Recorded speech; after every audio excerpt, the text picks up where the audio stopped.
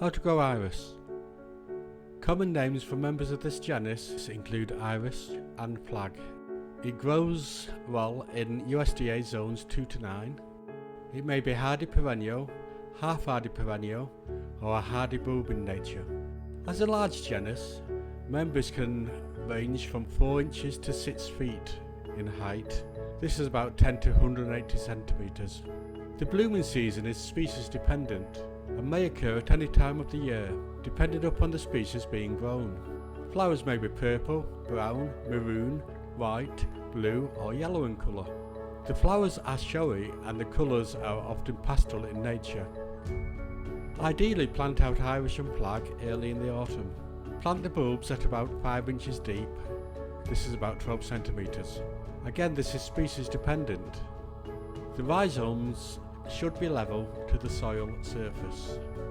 Space out bulbs at about 4 to 8 inches, 10 to 20 centimeters for smaller species, and from 12 to 18 inches, this is 30 to 45 centimeters for larger species.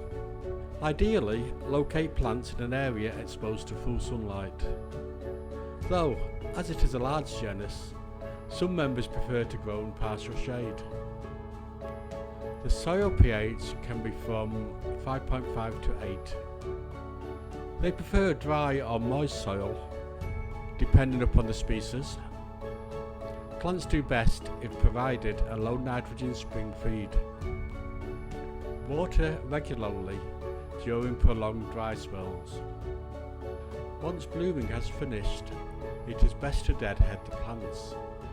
Provide a support for taller species. I hope that you enjoyed this video. Likes and subscribes are appreciated. Have fun in the garden!